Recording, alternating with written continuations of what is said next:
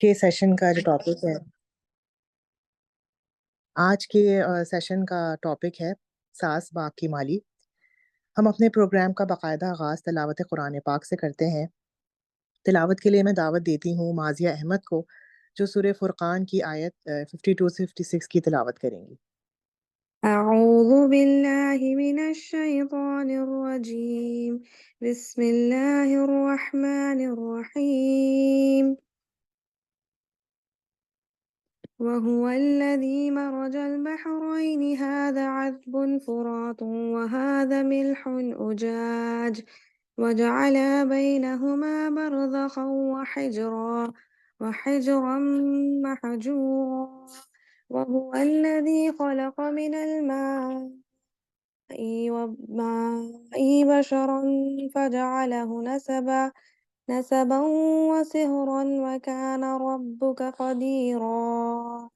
ويعبدون من دون الله ما لا ينفعهم ولا يضرهم وكان الكافر على ربه ظهيرا وما أرسلناك إلا مبشرا ونذيرا صدق اللہ العظیم۔ شروع اللہ کے نام سے جو بڑا مہربان نہایت رحم کرنے والا ہے، اور وہی ہے جس نے دو سمندروں کو ملا رکھا ہے، ایک لذیذ و شیریں، دوسرا تلخ و شور، اور دونوں کے درمیان ایک پردہ حائل ہے، ایک رکاوٹ ہے جو انہیں گڈمڈ ہونے سے روکے ہوئے ہے، اور وہی ہے جس نے پانی سے ایک بشر پیدا کیا، پھر اس نے نسب اور سسرال کے دو الگ سلسلے چلائے۔ تیرا رب بڑا ہی قدرت والا ہے۔ اس خدا کو چھوڑ کر لوگ ان کو پوج رہے ہیں جو نہ ان کو نفع پہنچا سکتے ہیں نہ نقصان، اور اوپر سے مزید یہ کہ کافر اپنے رب کے مقابلے میں ہر باغی کا مددگار بنا ہوا ہے۔ اے محمد صلی اللہ علیہ وسلم، تم کو ہم نے بس ایک مبشر اور نذیر بنا کر بھیجا ہے۔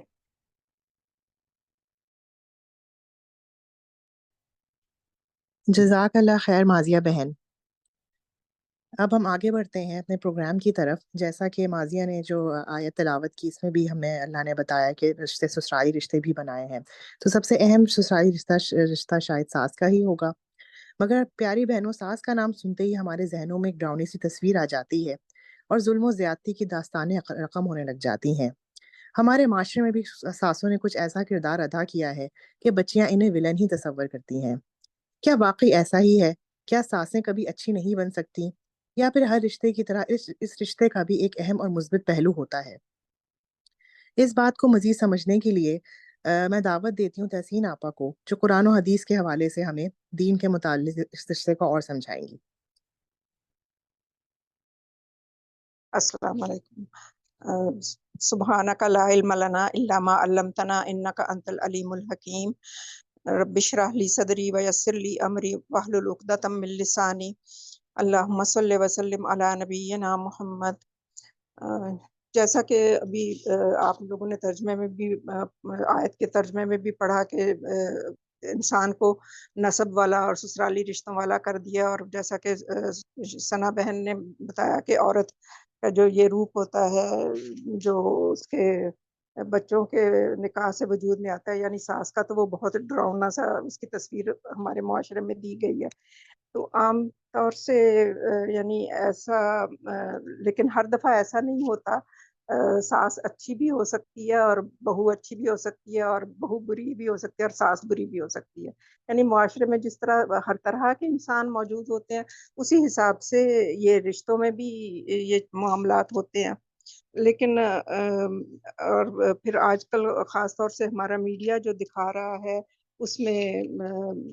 کسی ڈرامے میں جیسے اس کا بہت اثر لوگوں پہ پڑتا ہے، تو اس میں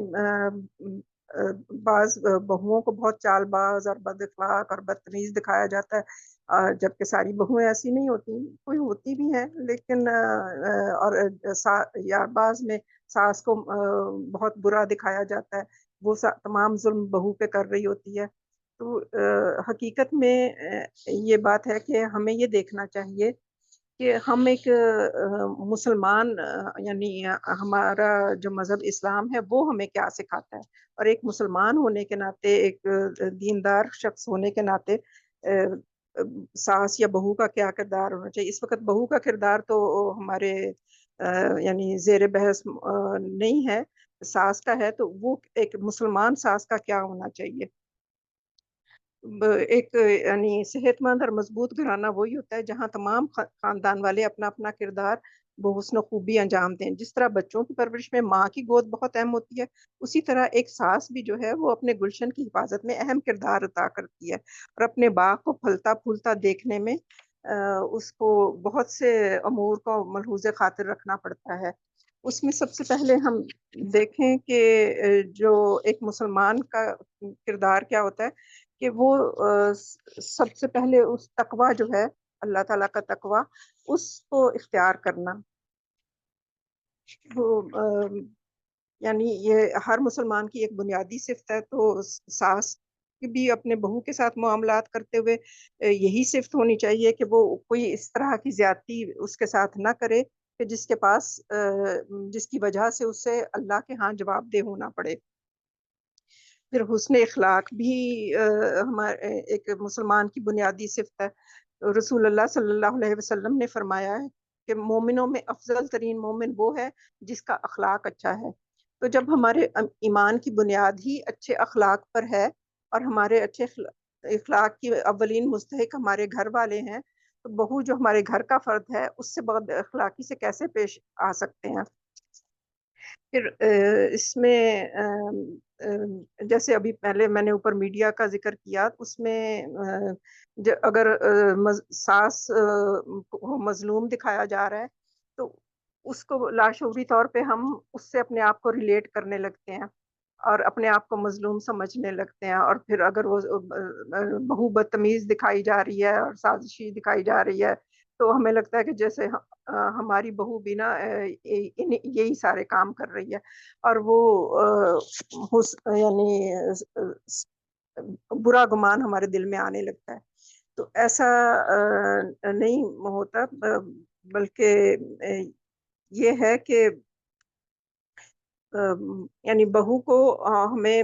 بیٹی جیسا سمجھنا چاہیے، یعنی بیٹی جیسا سمجھنا چاہیے، لیکن اس نقطے کو بھی ملحوظ خاطر رکھیں کہ وہ بالکل بیٹی کی طرح بھی نہیں ہے. یعنی بعض معاملات میں اس کے ساتھ حسن سلوک کی جیسے ابھی بات ہوئی، حسن سلوک تو کرنا چاہیے، لیکن بعض معاملات میں جیسا معاملہ ہم اپنی بیٹی کے ساتھ کرتے ہیں ویسا نہیں ہو سکتا ہے. تو یہ ان کو دیکھتے ہیں ہم. اور یہ اگر ہم یعنی بیٹی کو بہو جیسا سمجھیں تو ہمارا تعلق بھی اس سے محبت بھرا ہو جائے گا، اور جو کچھ ہم اپنی شادی شدہ بیٹیوں کے سسرال والوں سے توقع رکھتے ہیں ویسا ہی سلوک ہمیں اپنی بہوؤں سے بھی کرنا چاہیے. رسول اللہ صلی اللہ علیہ وسلم نے فرمایا ہے، تم میں سے کوئی شخص اس وقت تک مومن نہیں ہو سکتا جب تک وہ اپنے بھائی کے لیے بھی وہی پسند نہ کرے جو اپنے لیے کرتا ہے. تو ہم بیٹی کے لیے تو چاہتے ہیں کہ وہ اپنے گھر میں راج کرے، اور بہو جو ہے وہ بس ہماری خدمت گزاری کرے، اور اس کو گھر کی ایک طرح سے نوکرانی بنا کے رکھ دیا جائے، تو اور اس کا وہ ہمارے ہر حکم کو بجا لائے. تو یہ رویہ جو ہے یہ اس کی اصلاح ہماری ہونی چاہیے. اور اس کو یعنی اس کو شروع سے ہی یہ احساس دلایا جانا چاہیے کہ وہ یہ اس کا گھر ہے، وہ اس گھر کی مالکن ہے، اور اسی کے مطابق ہمارا اس کے ساتھ معاملہ ہونا چاہیے. اگر ہم یہ کریں گے تو تبھی وہ اس گھر کو اپنا گھر سمجھے گی، ورنہ وہ اپنے میکے میں ہی ایک طرح سے سمجھیے کہ اس کا دل اس میکے میں ہی رہے گا. میکے سے اس کا تعلق تو ختم نہیں ہوتا، ظاہر ہے اس کے والدین ہیں، اس کے بہن بھائی ہیں، وہ سب تو موجود ہے، لیکن اس گھر میں دل لگانے کے لیے اور اس کو اپنا گھر سمجھنے کے لیے اس کے ساتھ بہترین معاملہ کرنا چاہیے، خاص طور سے شروع کے دنوں میں، کیونکہ ایک مختلف ماحول سے آئی ہوئی لڑکی کو آپ کے گھر کے ماحول یا مزاج کے مطابق ڈھلنے میں وقت درکار ہوتا ہے. تو ایسے میں اسے اگر اس کے طریقے آپ سے مختلف ہیں آپ کے گھر سے، تو اس کو پیار محبت سے ان طور طریقوں سے آگاہ کریں. اور پھر نہ صرف یہ کہ اس کو آپ کے مزاج کے مطابق ڈھلنے کی ضرورت ہوتی ہے، بلکہ ساس کو بھی بہو کا مزاج سمجھ کر اس کے ساتھ معاملہ کرنا چاہیے۔ اب مختلف مزاج لوگ ہوتے ہیں، جیسے اگر ہو سکتا ہے کہ وہ لڑکی جو ہے وہ خاموش طبع ہو اور آپ زیادہ بات کرنے والی ہوں تو آپ کو اس کا وہ رویہ کھلتا ہو، یا اگر وہ آپ سنجیدہ مزاج ہیں اور وہ بہت زیادہ ہنسنے بولنے والی ہے تو ہمیں اس کا وہ رویہ کھلتا ہو۔ تو یہ چیزیں یعنی اس میں وقت درکار ہوتا ہے، اور فوراً ہی تنقید اور معاملات ایسے نہیں کرنے چاہیے کہ یہ کیا کر رہی ہے اور وہ کیا کر رہی ہے، اور ایسے نہیں کرنا چاہیے اور ایسے نہیں کرنا چاہیے۔ اس طرح کے رویے سے دلوں میں گرہ پڑ جاتی ہے۔ تو شروع میں اس کو بہت اسپیس دینی چاہیے تاکہ وہ یعنی تدریجاً آہستہ آہستہ وہ آپ کے مزاج کو سمجھنے لگے گی، آپ اس کے مزاج کو سمجھیں گی، اور اس کے مطابق دونوں طرف کے لوگ معاملہ کریں گے تو پھر ماحول گھر کا بہتر ہو جائے گا۔ پھر اس کے معاملے میں یہ بھی ہوتا ہے کہ تعلق بنانے کے لیے سب سے پہلے کہ اس جیسے رسول اللہ صلی اللہ علیہ وسلم نے فرمایا کہ تہادو تہابو، کہ تم تحفہ دو تو محبت بڑھے گی۔ ایسے تحائف دینے سے بھی بہت اچھا معاملہ ہو جاتا ہے، اور وہ تحفہ کوئی یعنی اس کا تعلق قیمت سے نہیں ہے، وہ کوئی اپنے حیثیت کے مطابق اور اس کے پسند کے مطابق وہ کوئی بھی چیز ہو سکتی ہے۔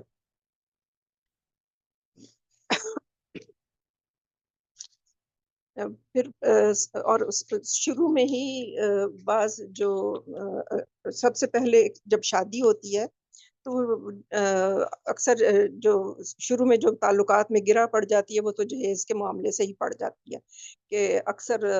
ساسیں جو ہیں وہی جہیز پہ تنقید کر رہی ہوتی ہیں۔ اول تو جہیز کا تصور ہی اسلامی لحاظ سے مطابقت نہیں رکھتا۔ ہاں، اگر اپنی بے حد خوشی سے، رضا اور رغبت سے وہ اس کے گھر والے کوئی چیزیں دیتے ہیں تو اس پر ہمیں تنقید نہیں کرنی چاہیے، اور اگر ہم بری میں کچھ لے گئے ہیں تو اس کو بڑھا چڑھا کے بیان کرنا کہ یہ بہت اچھا ہے اور یہ بہت اچھا ہے، اور کی طرف کی چیزوں کو کمتر خیال کرنا، یا اس کے والدین نے آپ کو کوئی تحفہ دیا ہے تو اس کو کمتر بتانا، یہ بہت نامناسب ہوتا ہے۔ ہر شخص کی پسند مختلف ہوتی ہے، اور مالی حالات بھی مختلف ہوتے ہیں، تو ہو سکتا ہے انہوں نے اپنی طرف سے بہت اچھی چیز دی ہو، یعنی ہمیں حسن ظن سے ہی کام لینا چاہیے نا، اور یہ سوچنا کہ یہ چیز مجھے پسند نہ آئی ہو سکتا ہے اس کا رنگ مجھے پسند نہ ہو، اس کا میٹیریل مجھے پسند نہ ہو، لیکن ایک تحفہ ہے تو اس کو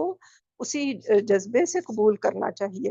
اور پھر خود اس کی جو چیزیں ہیں وہی بات ہے کہ اس نے اپنی پسند سے چیزیں لی ہیں تو وہ اگر میری پسند کے مطابق نہیں ہے تو تب بھی تنقید سے پرہیز کرنا چاہیے۔ پھر اس کے اور پھر گھر کے کاموں میں تدریجاً اس کو شامل کریں، اپنی خوشی سے، رضا سے، جو کچھ، کیونکہ ایسا وہ کرے تو وہ زیادہ بہتر ہوتا ہے، بجائے اس کے کہ شروع میں ہی سب کاموں کا بوجھ اس پہ لاد دیا جائے۔ اس کو سمجھنے دیں طریقے سے، اور آہستہ آہستہ کاموں میں وہ انشاءاللہ اگر آپ کا معاملہ اس کے ساتھ اچھا ہوگا تو وہ خود ہی چیزوں کو ہینڈل کرنے لگے گی۔ اور پھر جیسے ابھی میں نے کہا کہ تنقید نہ کریں، تو یہ رویے بھی مختلف ہوتے ہیں۔ اب ہو سکتا ہے کہ آپ کا گھر کا طریقہ ہو کہ آپ صبح صبح بہت جلدی اٹھتی ہیں اور وہ بہو دیر سے اٹھ رہی ہے، تو اسی پر تنقید کے لو جی یہ تو دن چڑھے تک سوتی رہتی ہیں، یا اگر وہ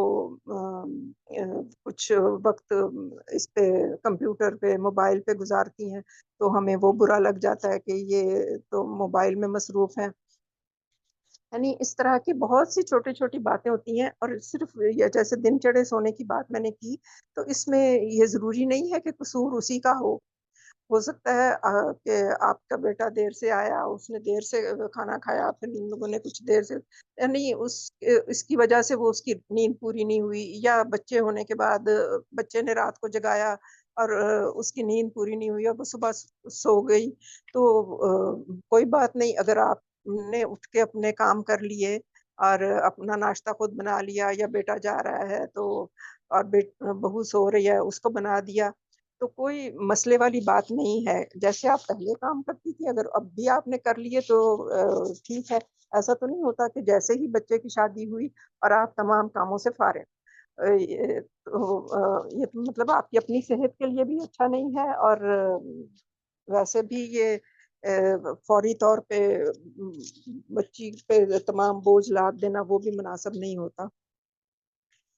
اور پھر اگر گھر میں اگر کچھ نندیں وغیرہ موجود ہیں، چھوٹی ہیں یا بڑی، جو بھی گھر میں ہیں، تو وہ بھی آپ کی مدد کر سکتی ہیں۔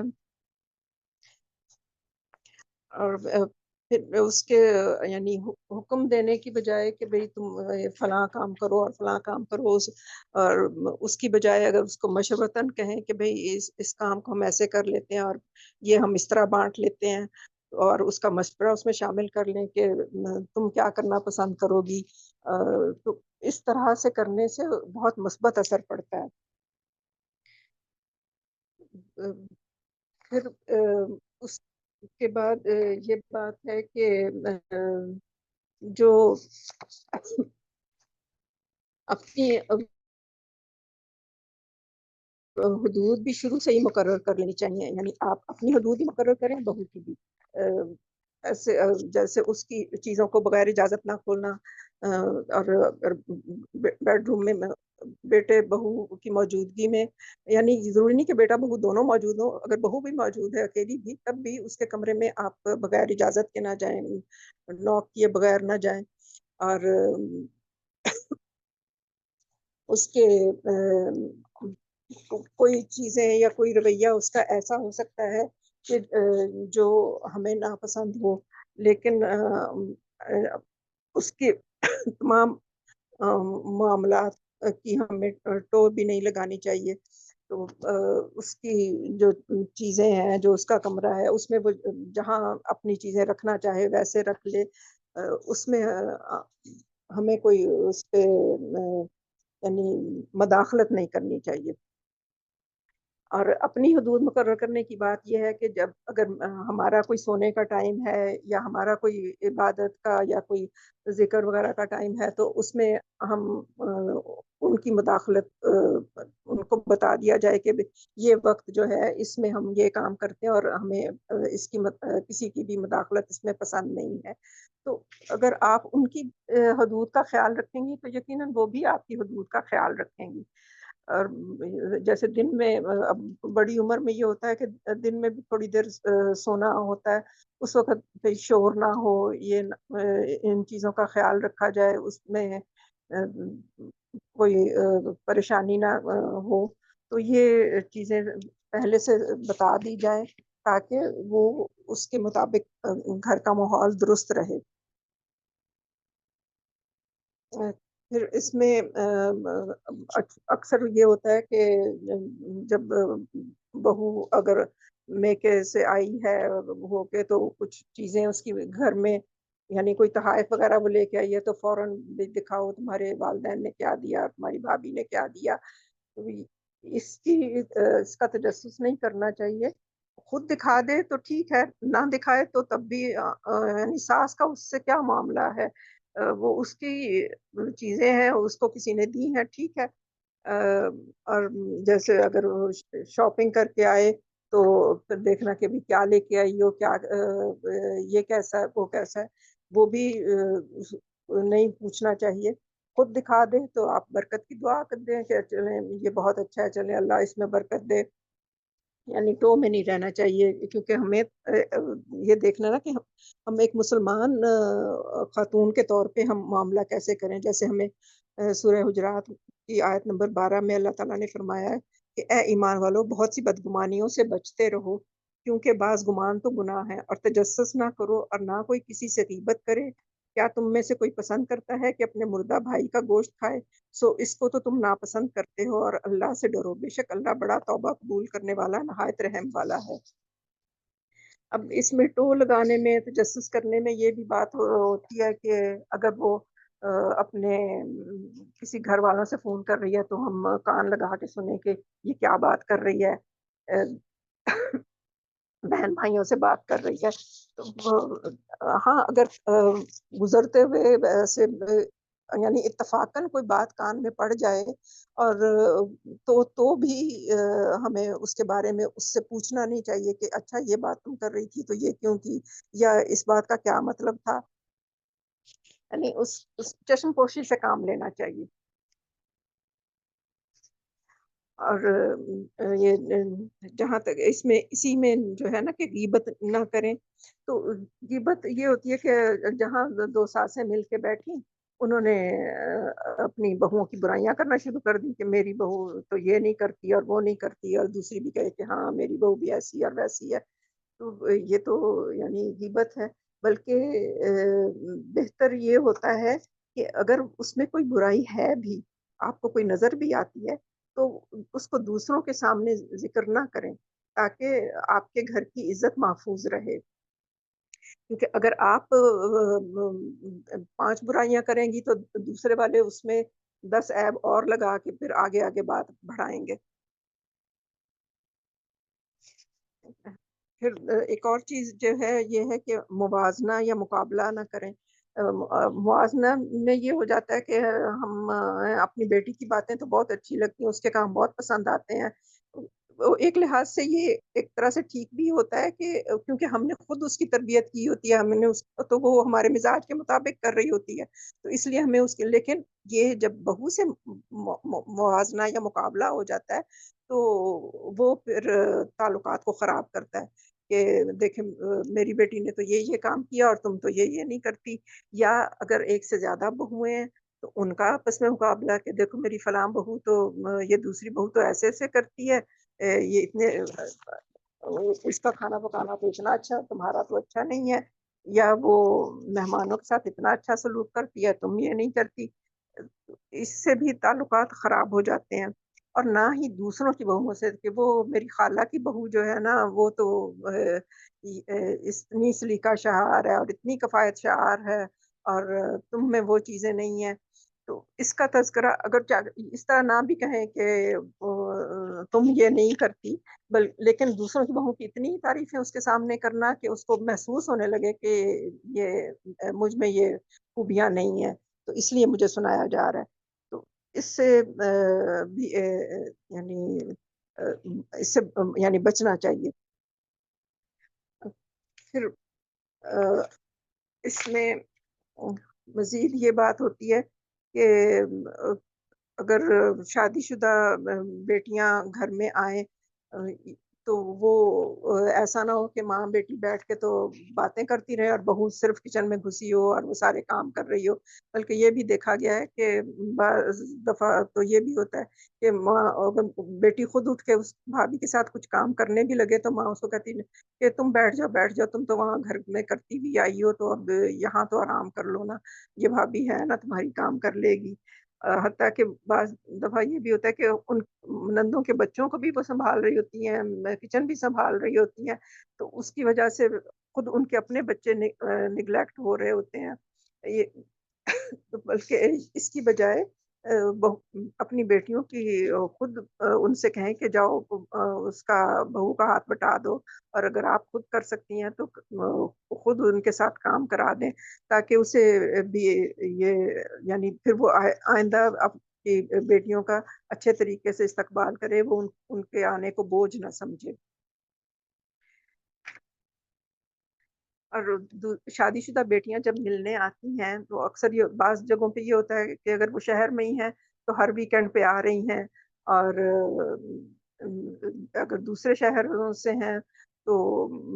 وہ چھٹیوں میں آ رہی ہیں، تو اور اب یہ دیکھنا چاہیے کہ اس پروگرام کو ترتیب دیتے ہوئے کہ آپ کی بہو نے بھی اپنے میکے جانا ہے، اس کی بھی خواہش ہے، جیسے آپ کی خواہش ہے کہ آپ کی بیٹیاں ہیں تو اس کی بھی خواہش ہے کہ وہ اپنے والدین کے پاس جائے، تو ایسا نہیں ہونا چاہیے کہ ہر دفعہ آپ کی بیٹیاں موجود ہوں اور بہو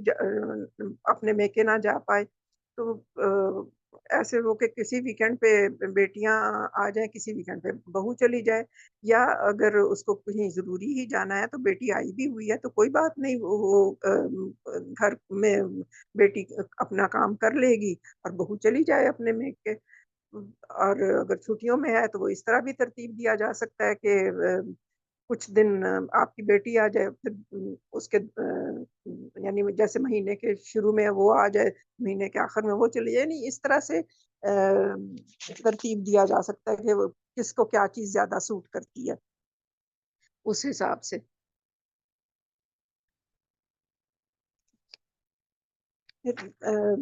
اس کے علاوہ جو بات ہوتی ہے کہ ساس ہونے کے ناطے اگر ہم عزت کے مستحق ہیں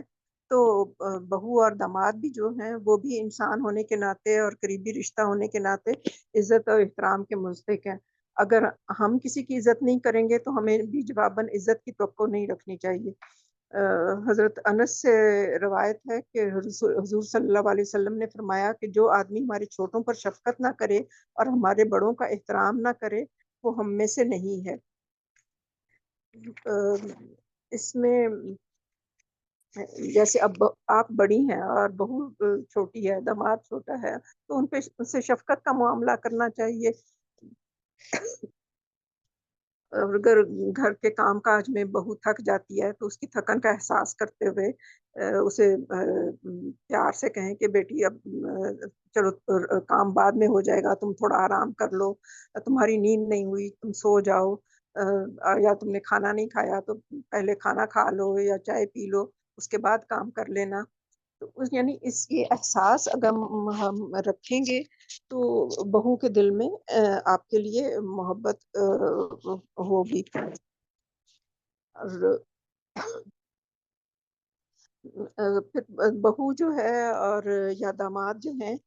ان کی عزت کرنا اور ان کے والدین کی عزت کرنا بھی ضروری ہے، کیونکہ بعض خاندانوں میں یہ ہوتا ہے کہ اپنے نسب کی وجہ سے کہ جی ہم تو راجپوت ہیں یا ہم شیخ ہیں یا ہم ارائی ہیں، اور بہو یا داماد کا اس سے مختلف برادری ہے تو ہم اس برادری کو تمسخر کا نشانہ بنائیں یا اس کی تحقیر کریں۔ تو یہ یا امارت کی وجہ سے کہ ہم میں تو مالی لحاظ سے ہم بہتر ہیں اور وہ مالی لحاظ سے کمتر ہیں تو اس کی وجہ سے تحقیر کی جائے، تو یہ بھی نامناسب ہوتا ہے۔ کہ سب سے پہلی بات تو یہ ہے کہ ہم سوچیں کہ جب ہم اس خاندان سے بہو کو لے کر آئے ہیں تو اسی خاندان سے ہماری بیٹے کی نسل چلے گی، اور جس خاندان سے میں ہم نے اپنی بیٹی دی ہے اس خاندان سے ہماری بیٹی کی طرف سے نسل چلے گی۔ تو اس کی تحقیر کرنا تو سمجھیں کہ خود اپنے نسل کی تحقیر کرنا ہو گیا نا۔ اور ویسے بھی اللہ تعالیٰ نے فرمایا ہے کہ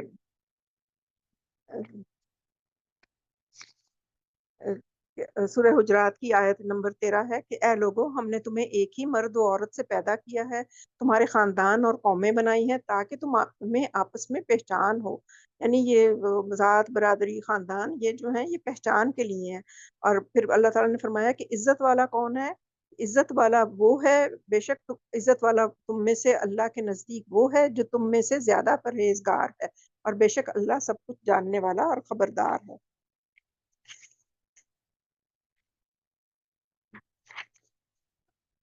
پھر اس بیٹی اور یعنی بہو اور داماد کے لیے کچھ چیزوں میں ہمیں انہیں انعام و اکرام سے بھی نوازنا چاہیے، کوئی بھی وہ اچھا کام کریں، اور خاص طور سے بہو کے لحاظ سے کہ اگر وہ کھانا اس نے اچھا بنا لیا یا اس نے کوئی بچوں کے ساتھ اچھا معاملہ کر لیا، یا یعنی گھر میں بہت سے معاملات ہوتے ہیں تو کوئی بھی کسی بھی بات پہ اسے کوئی انعام دے دیں، اور وہ بات ہے کہ انعام جو ہے وہ ضروری نہیں ہے کہ بہت بڑا ہو، اپنی حیثیت کے مطابق وہ کوئی سونے کی چیز بھی ہو سکتی ہے اور وہ کوئی کتاب بھی ہو سکتی ہے، اور وہ کوئی سوٹ بھی ہو سکتا ہے، لیکن یہ کہ اگر اس کو یہ ہو کہ اچھا یہ مجھے اس کام کے طور پہ انعام میں ملا ہے، اس کے دل میں بہت قدر و قیمت ہوگی۔ اور پھر روزمرہ کے کام جب وہ کریں تو اس میں اس نے آپ کو چائے لا دی، آپ شکریہ ادا کریں۔ کوئی وقت پہ اس نے آپ کو کھانا دے دیا، اب شکریہ ادا کریں۔ کوئی بھی چھوٹا موٹا کام کر دیا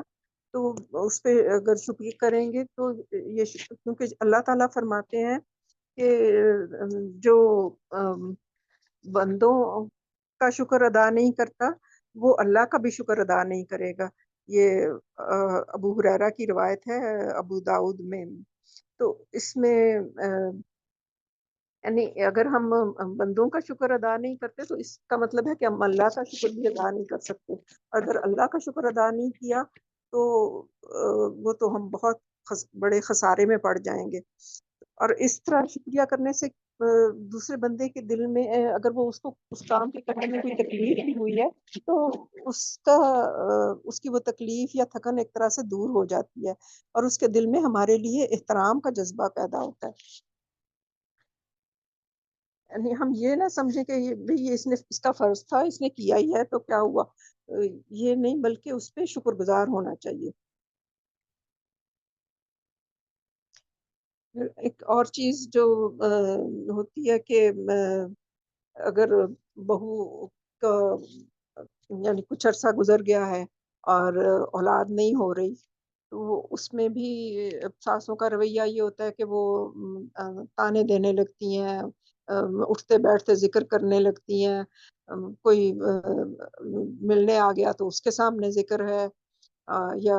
بیٹے کے سامنے ہے کہ بھئی اس اولاد نہیں ہو رہی۔ ہمیں ایک تو یہ کہ تھوڑا صبر سے کام لینا چاہیے، ہو سکتا ہے انہوں نے یہ ابھی ان کا اس کا کوئی مسئلہ ہو یا کچھ بھی، یعنی ایسی ان کی کوئی پلاننگ ہو، یا اگر نہیں بھی ہے اور وہ یہ کہ اولاد دینا اللہ تعالیٰ کی مرضی ہوتی ہے۔ جیسے سورہ شورا میں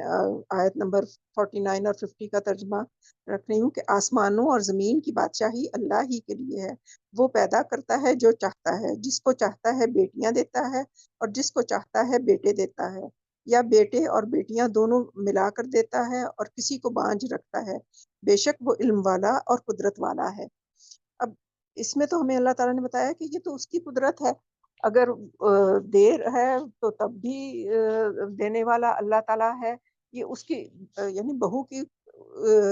اس چیز پہ قدرت نہیں رکھتی کہ وہ اولاد فوراً سے پیدا کر لے۔ اور اگر دوسرا یہ ہے کہ اللہ تعالیٰ نے اگر بیٹیاں دی ہیں تو یہ بھی ہمارے یہاں رویہ دیکھا گیا ہے کہ ایک بیٹی کے پیدا ہونے پہ بھی اور 4 بیٹیوں کے پیدا ہونے پہ بھی اتنا واویلا مچایا جاتا ہے، افسوس کا اظہار، اللہ معاف کرے، افسوس کا اظہار کیا جاتا ہے کہ اوہو بیٹی پیدا ہو گئی، جبکہ ہمارے رسول صلی اللہ علیہ وسلم نے بیٹی کی پیدائش پہ اور اس کی تربیت اچھے طریقے سے کرنے پہ جنت کی بشارت دی ہے۔ تو لیکن اس میں اکثر ساسوں کا رویہ کیا ہوتا ہے کہ اوہو بیٹیاں پیدا ہو گئیں، میرے بیٹے پہ کتنا بوجھ آ گیا، اور یا یہ کہ آہ بھر بھر کے کہا جائے کہ اللہ تعالیٰ میرے بیٹے کا بھی کوئی سہارا پیدا کر دیتا۔ اس طرح کے رویے سے آپ یہ سوچیں کہ وہ ایک عورت ہے اور اس میں اس کا کوئی قصور نہیں ہے کہ اگر اس کی اولاد نہیں ہوئی یا صرف بیٹیاں ہوئی ہیں تو اس کا تو مطلب ہے اس میں کوئی قصور نہیں ہے، اللہ تعالیٰ نے جو چاہا پیدا کیا، جو اللہ تعالیٰ نے چاہا وہ اس کو عطا کیا۔ بلکہ اگر کوئی دوسرے جیسے بعض رشتہ دار بھی آ کے اس طرح کی بولتے ہیں باتیں تو ان کو بھی روکیں، اور اگر اس سے کی وجہ سے اس بہو کی دل آزاری ہوئی ہے تو اس کا حوصلہ بڑھائیں کہ کوئی بات نہیں ہے، ہم تو خوش ہیں اس بات سے۔ بلکہ جیسے لوگ بیٹے کی پیدائش پہ مٹھائی بانٹتے ہیں ویسے آپ خود بڑھ کے بیٹی کی پیدائش پہ مٹھائی بانٹیں تاکہ اسے خوشی کا احساس ہو ایک بچے کی پیدائش جو ہوتی ہے، چاہے وہ بیٹا ہو یا بیٹی ہو، دونوں پہ خوشی کا اظہار کرنا چاہیے۔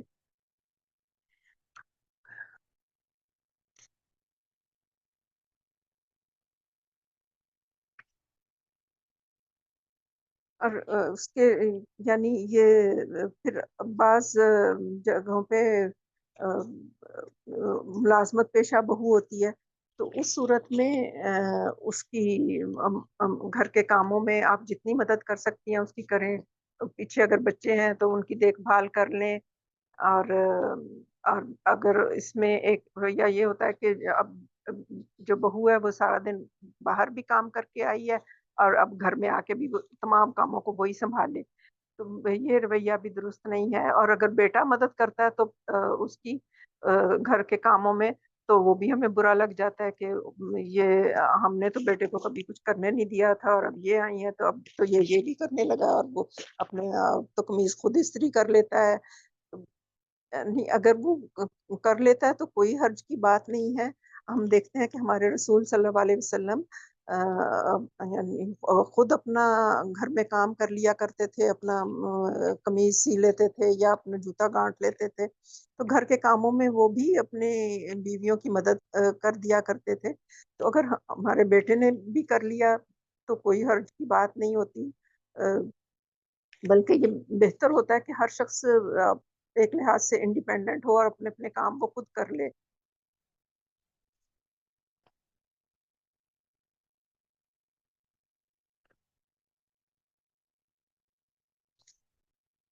پھر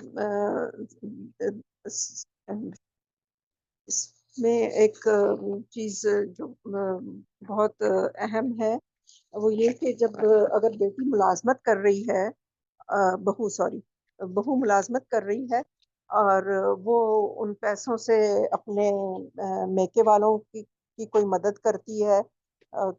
تو وہ بھی ہمیں برا لگتا ہے کہ جی یہ کمائی کر رہی ہیں تو وہاں دے رہی ہیں۔ تو یہ تو اس پہ تو سمجھنا چاہیے کہ یہ اس کی کمائی ہے، جہاں چاہے وہ خرچ کرے، لیکن اس سے مزید ایک رویہ یہ ہوتا ہے کہ اگر وہ کام نہیں کر رہی، باہر کوئی جاب نہیں کر رہی، اور بیٹے کے پیسے سے وہ اپنے کسی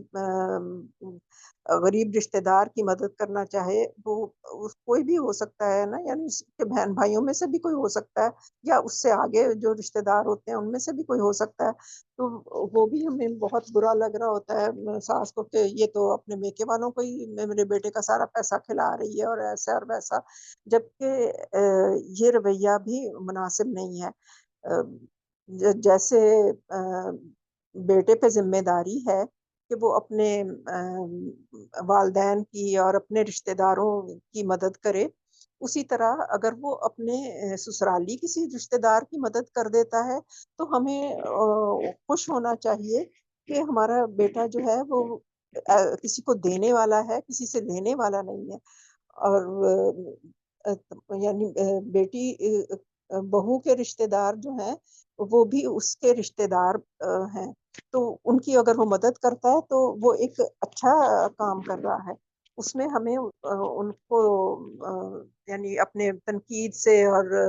تانوں سے اور برے رویے سے ان کی دل آزاری نہیں کرنی چاہیے۔ ہاں، یہ چیز جو ہے کہ وہ بیٹا مطلب ہے یہ اس کے دیکھنے کا کام ہے، خود اس کے کہ کہاں ضرورت زیادہ ہے اور وہ کہاں خرچ کرے۔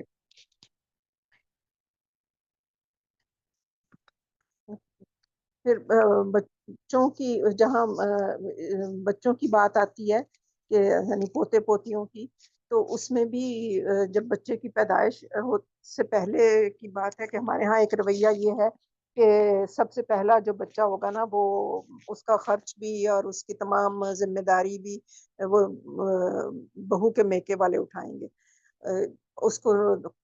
یعنی پیدائش سے جو متوقع تاریخ ہوتی ہے اس سے 2 مہینے پہلے بھیج دیا جاتا ہے، اور اس سے پیدائش کے 1.5 مہینے بعد اس کو گھر لایا جاتا ہے۔ یعنی جب بچی جو ہے بہو وہ کمزور حالت میں ہے تو اس کو وہاں بھیج دیا جاتا ہے۔ یہ بھی صحیح نہیں ہے، کیونکہ اس کی तमाम इलाज की ज़िम्मेदारी जो है या उसके जो फाइनेंस वगैरह की उसकी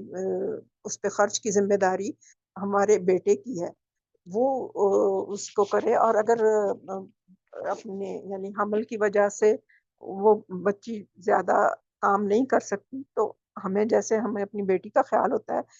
उसी तरह उसका भी ख़्याल करें। उसके उसको काम में आसानी दें और उसके तमाम खर्च की ज़िम्मेदारी भी उठाएँ। और फिर जब बच्चा पैदा हो जाता है, तो फिर नाम रखने से लेकर कि भई ये भी दादा-दादी का की मर्ज़ी इसमें चलेगी। उससे लेके उससे के स्कूल से उसके तरबियत में, उसकी शादी तक के मामलात तक में बस दादा-दादी का हुक्म चलेगा। ये भी सही नहीं है, बल्कि वो उस बच्ची यानी जो बच्चा पोता या पोती आपके पैदा हुए हैं, तो उनके जो वालिदैन हैं, आपकी बेटा-बहू,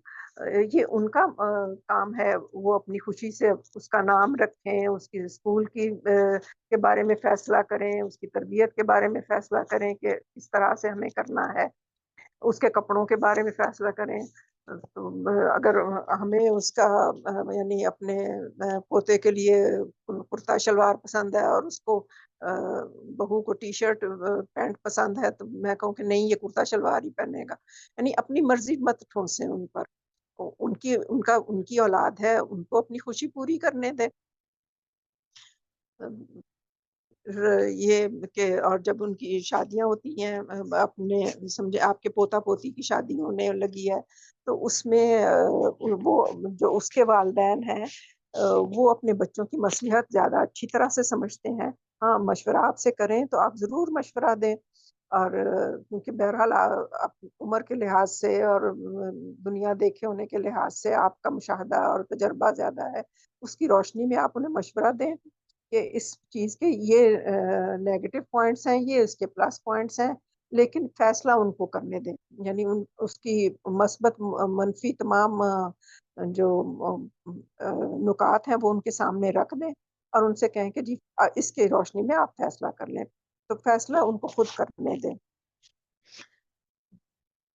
फिर औलाद उसके बच्चों की जो तरबियत है, उसमें भी बाज़ दफ़ा माँ जो है वो किसी चीज़ से मना करती है और दादी कहती है, "कोई बात नहीं, आओ बच्चों मैं तुम्हें दे देती हूँ।" तो इससे वो एक यानी बहू के दिल में ये ख़्याल होगा कि मैंने मना किया था और दादी ने दे दिया, तो ये तो बच्चे बिगड़ रहे हैं। तो अगर वो मुँह से ना भी कहें, बाज़ तो कह भी देती हैं, और अगर ना भी कहें, तो वो दिल में तो ये बात आ जाती है ना कि ऐसे ये हम अपनी मर्ज़ी के हिसाब से अपने बच्चे को नहीं कर पा रहे। और वही बात होती है कि आप दादी हैं तो लाड में आपने बच्चों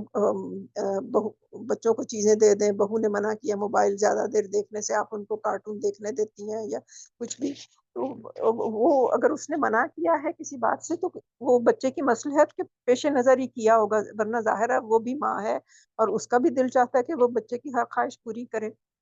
तो तो इसमें भी और फिर पोते-पोतियों को भी तोहफ़े-तोहफ़ दें, इससे भी बहू का दिल बहुत खुश हो जाता है। उनसे प्यार-मोहब्बत करें तो बच्चों से, तो जिसके बच्चे से आप मोहब्बत करती हैं ना, तो वो माँ के दिल में भी या उस बाप के दिल में भी आपके लिए मोहब्बत पैदा होती है। अगर आप बच्चों को डाँटें-डिपटें, तो उनको बुरा लग जाएगा और वो मतलब है उसकी वजह से उनके दिल में आपके लिए उतनी इज़्ज़त और एहतराम नहीं रहेगा। फिर इसकी चीज़ अगर लेकिन ये सारी बातें जब अगर हो भी जाएँ, यानी आप बहुत मिसाली ताल्लुकात हो जाएँ, तो उसके बाद भी ऐसा हो सकता है कि उनसे कोई ऐसी बात हो जाए कि जो गलत हो। तब यानी घरों में बहुत सी काम होते हैं, अब अगर बहू से सालन जल गया है? या उससे रोटी नहीं अच्छी बनी, तो हम तनकीद करना शुरू कर दें कि नहीं ये देखो क्या किया है, या किचन उल्टा पड़ा हुआ है, वो सफाई नहीं हुई। यानी छोटी-छोटी बहुत सी बातें होती हैं जिस पर होते हैं, तो उस पे ایک چشم پوشی سے کام لینا چاہیے، اس کو نظر انداز کر دیں اور درگزر کریں. تو اس میں یہ نظر انداز کرنا جو ہے کئی دفعہ ایسا ہوتا ہے کہ وہی آپ کے تعلقات کو بہتر بنا دیتا ہے. اور ہو سکتا ہے ابھی جیسے اب میں نے کچن کی بات کی کہ اگر ابھی کچن الٹا پڑا ہوا ہے تو ہو سکتا ہے وہ ابھی وہ تھک گئی ہے بہت زیادہ، 2 گھنٹے بعد اٹھ کے کر لے گی. یا اگر جس میں نے کہا کہ سالن جل گیا ہے تو وہ ہم سے بھی تو ہو جاتا تھا کبھی، ایسا تو نہیں ہے کہ ہم بھی پرفیکٹ ہیں. یعنی اپنا جائزہ بھی ساتھ ساتھ لیتے رہنا چاہیے کہ اگر اس کی جگہ پہ میں ہوتی اور مجھ سے یہ کام ہو جاتا تو پھر کیا ہے. اب ہو سکتا ہے وہ خود ہی اپنی دل میں اتنا برا محسوس کر رہی ہو کہ مجھ سے یہ غلطی ہو گئی ہے، اس پر اوپر سے آپ بھی تنقید شروع کر دیں گی تو وہ اس کی کتنی دل آزاری ہو جائے گی. جبکہ اللہ تعالیٰ نے مطلب لوگوں کی دل آزاری کرنے سے بھی منع فرمایا. پھر ایک پنجابی کا ہی ایک ہے کہ محاورہ کے شعر ہے کہ دل دریا سمندروں ڈونگے دلاں وچ رب رہندا. کہ دل جو ہے وہ سمندر سے بھی گہرے ہیں اور دل میں تو اللہ تعالیٰ رہتے ہیں. اور اس دل کے گھر کو نہ تباہ کرو، کیونکہ جو کوئی شخص یعنی اپنی دل آزاری کے وقت اگر وہ خدا نخواستہ کوئی ایسی بات کہہ دے تو جو کہ اللہ تعالیٰ اس کو فوراً قبول کر لے، جو آپ کے خلاف ہو، تو اس کا نقصان خود آپ ہی کو ہوگا. پھر دوسرا یہ کہ کوئی غلطیاں ہو جاتی ہیں تو اس کو معاف کر دینا چاہیے، کیونکہ حدیث بھی ہے کہ بہادر وہ نہیں ہے جو پہلوان ہو اور دوسرے کو پچھاڑ دے، بلکہ بہادر وہ ہے جو غصے کے وقت خود کو قابو رکھے. اب غصہ تو آ جاتا ہے، بہت سی چیزوں پہ آ جاتا ہے، لیکن اصل اسلامی رویہ کیا ہے کہ غصے کو قابو میں رکھیں، اس کا فوراً اظہار نہ کر دیں. یعنی یہ بھی ہو سکتا ہے کہ کوئی بڑی غلطی ہو جائے اور لیکن اس کو پہ بھی تحمل سے بہت طریقے سے موعظۃ الحسنہ جس کو کہتے ہیں اس طریقے سے اس کو سمجھایا جائے تو وہ اثر بھی رکھتا ہے. اور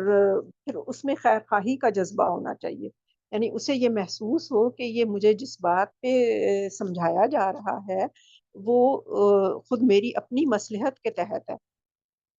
مثال کے طور پہ خرچ بہت زیادہ بہو کرتی ہو تو اگر بڑے ہونے کے ناطے ہمارا یہ بھی ہے کہ ہم اس کو سمجھائیں، لیکن اس طرح سے سمجھائیں کہ دیکھو بیٹی اس تمہارا یہ تم ان چیزوں میں خرچ کم کر دو، اور تم اگر بچا لو گی تو اپنے لیے بچا لو گی، تمہارے اپنے بچوں کے کام آئے گا، اور ہمیں تو اس سے کچھ لینا دینا نہیں ہے. تو یہ چیز اگر یعنی مثال کے طور پہ خرچ کی بات کی، اور بھی بہت سی باتیں ہو سکتی ہیں، تو اس سے جب اس کو ہوگا کہ یہ میری خیر خواہی کے لیے، جیسے اگر بچے بالکل شروع میں اس نے کسی بچے کے کپڑوں کی خریداری کی ہے، اسے کوئی کپڑا بہت خوبصورت لگا، اس نے لے لیا، لیکن وہ کاٹن نہیں ہے، سنتھیٹک ہے یا اس طرح کی چیز ہے کہ جو بچے کے لیے اس کے لیے الرجی کا سبب بنے گی، تو آپ اس کو اس طرح سے سمجھا سکتی ہیں کہ اس کی خریداری کرتے ہوئے آپ ایسی چیزوں کا خیال کریں کہ جو کاٹن کی ہوں، تاکہ وہ آپ کے بچے کو تکلیف نہ دے. اگر بچہ تکلیف میں ہوگا تو تمہیں تکلیف ہوگی. تو اس طرح سے اگر ہم بات کریں گے تو اس کو سمجھ آ جائے گی اور وہ یقیناً اس آپ کی رائے کا احترام کرے گی.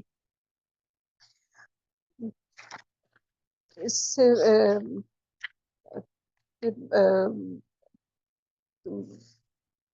اس سے آگے کی جو بات ہے وہ یہ ہے کہ اس سے صفحہ کچھ آگے پیچھے ہو گیا، 1 منٹ.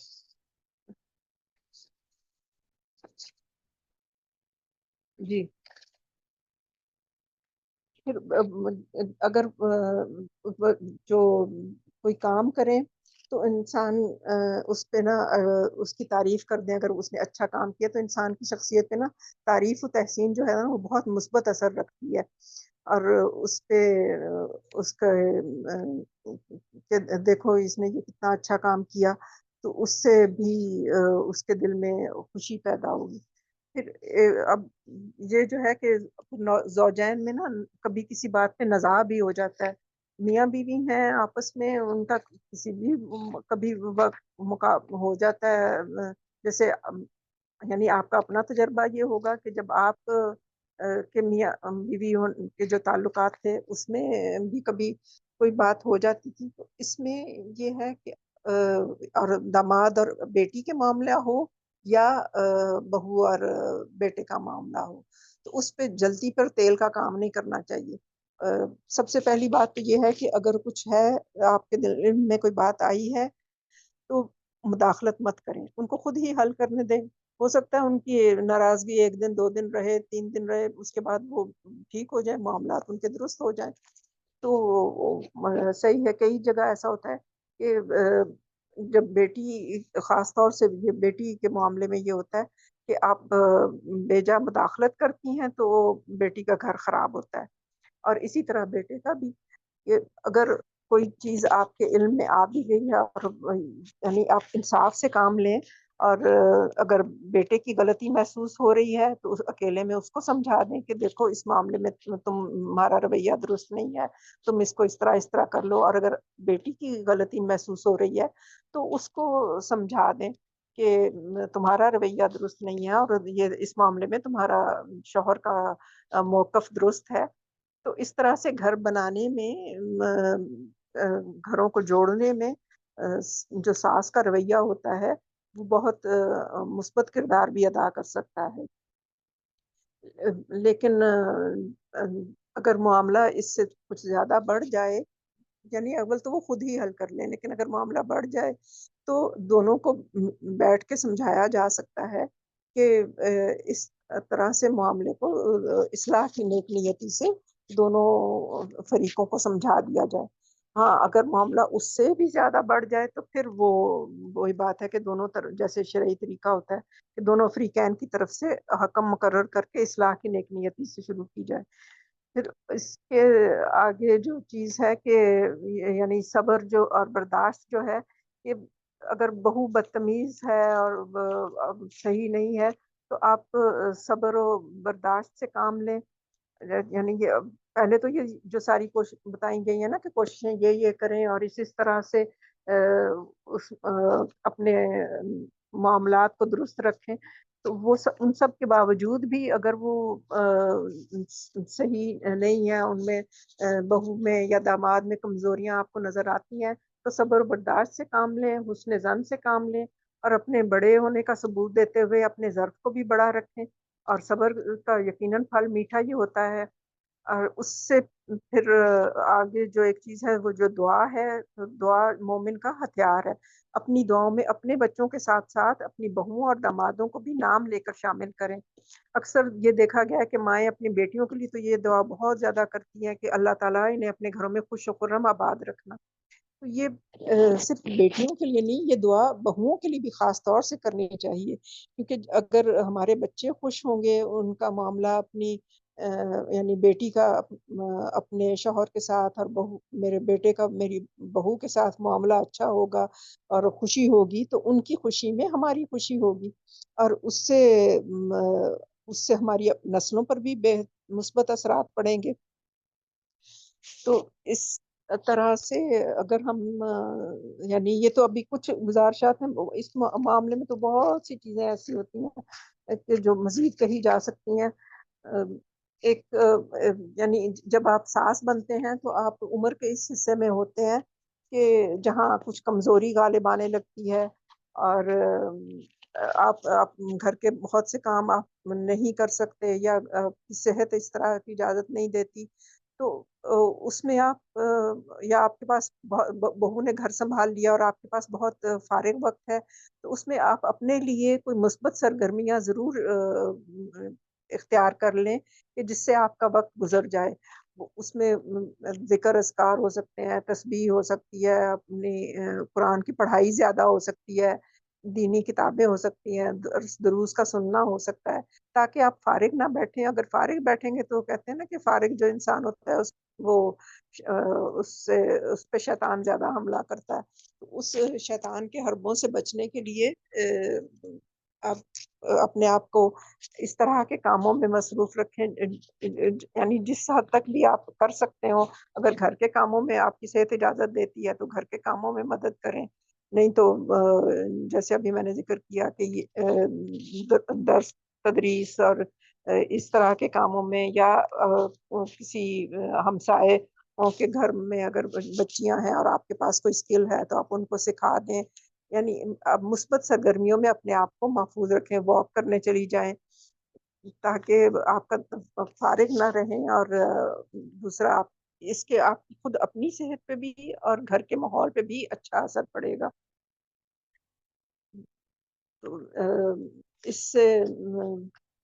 اگر ہم ان سب گزارشات پہ عمل کر لیں تو یہ ساس بہو کے جو رشتے کی کڑواہٹ ہے انتہائی مٹھاس میں تبدیل ہو جائے گی، اور کہیں تعارف کرواتے ہوئے بہو فخر سے کہے گی کہ یہ میری ساس ہے، اور ساس فخر سے کہے گی کہ یہ میری بہو ہے۔ اور اس سب کے بعد ایک آخر میں اس حدیث کا تذکرہ کرنا چاہوں گی کہ حضرت ابو ہریرہ سے روایت ہے کہ حضور صلی اللہ علیہ وسلم نے فرمایا، کیا تم جانتے ہو کہ مفلس کون ہے؟ تو صحابہ نے عرض کیا، ہم تو مفلس اسے سمجھتے ہیں جس کے پاس درہم اور مال و اسباب نہ ہوں۔ حضرت صلی اللہ علیہ وسلم نے فرمایا، میری امت میں سے مفلس وہ ہے جو قیامت کے روز نماز، روزے اور زکوٰۃ لے کر آئے گا، مگر اس کا حال یہ ہوگا کہ اس نے کسی کو گالی دی ہوگی، کسی پر تہمت لگائی ہوگی، کسی کا ناحق مال کھایا ہوگا اور کسی کا خون بہایا ہوگا، کسی کو مارا ہوگا۔ تو یہ سب حقوق والے اپنے حقوق طلب کریں گے تو اللہ پاک اس کی نیکیوں کو ان لوگوں میں بانٹ دیں گے جن کی حق تلفی ہوئی ہے۔ پھر حقوق اگر پورے ہونے سے پہلے اس کی نیکیاں ختم ہو جائیں گی، حقداروں کے گناہ اس کے سر پہ ڈال دیے جائیں گے اور پھر اس کو جہنم میں ڈال دیا جائے گا۔ تو اللہ تعالی ہمیں اس سے محفوظ رکھے۔ اور یعنی یہ جتنی بھی باتیں ابھی کہی گئی ہیں تو اس میں کوئی ایسا نہ ہو کہ ہم سے بہو کے معاملے میں کوئی اس طرح کی زیادتیاں ہو جائیں کہ خدا نہ خواستہ ہماری نیکیاں جو ہیں وہ ان کو دینے کے بعد ہم یعنی مفلسی کی حالت میں نہ ہوں، نہ صرف بہو بلکہ تمام رشتہ داروں کے ساتھ اسی طرح۔ اور آخر میں اس دعا کے ساتھ میں اس بات کو ختم کرتی ہوں کہ اللہ تعالیٰ ہمیں اپنی ہر حیثیت میں اپنے ذمے تمام حقوق کو بہترین طریقے سے ادا کرنے والا بنائے، اور ہمارا ہر کام اللہ کی رضا کے لیے ہو۔ وآخر دعوانا الحمدللہ رب العالمین۔ جزاک اللہ خیرن کثیرہ تحسین آپا، آپ نے بہت ہی کمپریہنسولی اس ٹاپک کو کور کیا اور بہت ہی زبردست پریکٹیکل ٹپس جو ہے وہ ہم سب کو دی ہیں۔ اللہ تعالیٰ کہنے سننے کے ساتھ ساتھ ہم سب کو عمل کی بھی توفیق عطا کریں، آمین، اور ہم سب کے گھروں میں مضبوطی اور سکینت طاری ہو جائے، آمین ثم آمین۔ اب ہم اجازت چاہتے ہیں پیاری بہنوں، اللہ تعالیٰ آپ کا حامی و ناصر ہو، کوئی مشورہ ہو تو ضرور دیجیے گا۔ سبحانک اللہم و بحمدک، نشہد ان لا الہ الا انت، نستغفرک و نتوب الیک۔ السلام علیکم و رحمۃ اللہ وبرکاتہ۔ وعلیکم السلام۔